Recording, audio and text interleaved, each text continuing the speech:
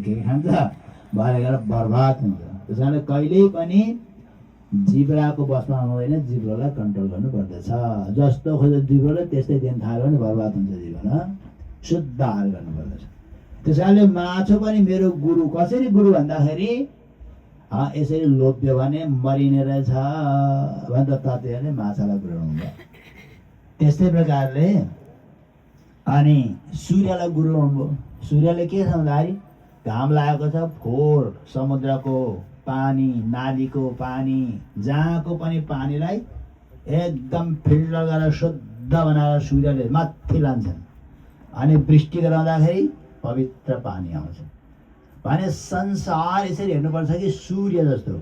जस्तै सूर्यले गन्दाको गन्दा नालीको पानी, समुद्रको नुनिलो पानी, राम्रो तालाबको पानी पनि छटक्क माथि लान्छन्। त्यो नुनिलो लाँदैन समुद्र, त्यो समुद्रको नुन लाँदैन। गन्दै नालीको त गन्दा लाँदैन, शुद्ध पानी लान्छन्। यो संसार चाहिँ त्यस्तै छ नि। मान्छेको आफ्नो बेहोरा हुन्छ, आफ्नो स्वभाव हुन्छ, कसको कस्तो कसको कस्तो।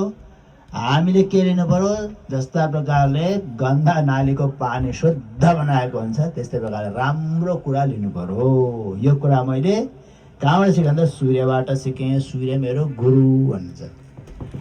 त्यस्तै प्रकारले पृथ्वी वायु हावा जस्तो हुनु। हावाबाट के सिक्यो भन्दाखेरि हावाले नराम्रो कुरा बोकेर हिँड्दैन। फलानु यस्तो फलानु यस्तो फलानु यस्तो भएर झगडा सुरु हुन्छ। त्यसो हुँदाखेरि त्यस्ता दुनियाँभर कुरा बोक्नुभन्दा वायु जस्तो हुनु। वायुले हावाले कहिले गन्दा लिएर हिँड्दैन, पवित्र रूपमा हिँड्छ। काहीँ बाटोमा अलिकति हिँड्दा गनाइ गयो भने त्यो फेरि अलिक पत्र गनाउँदैन भने संसार त्यस्तो। काहीँ त्यस्ता नराम्रो कुरा गरेर लिएर हिँड्नु हुँदैन, वायु जस्तो हुनुपर्छ। मैले वायु गुरु बनाएँ भन्नुहुन्छ। त्यस्तै प्रकारले एउटा मृगलाई गुरु बनाउनुहुन्छ। मृग कस्तो हुन्छ, रूपमा के अरे शब्दमा आकर्षित हुन्छ। कसैले राम्रो बाँसुरी बजाइदियो भने हारिँदैन, मक्कै पर्छ मृग। भरे पछाडि के गर्छ, बाँड हाना मार्दछ। त्यस्तै संसारका अनेक प्रकारका कानमा आउने झाउँ हुन्छ नि, राम्रो राम्रो मान्ने।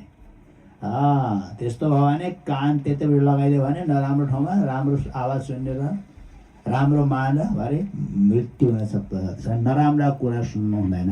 त्यस कारणले मेरो लागि मृग पनि गुरु।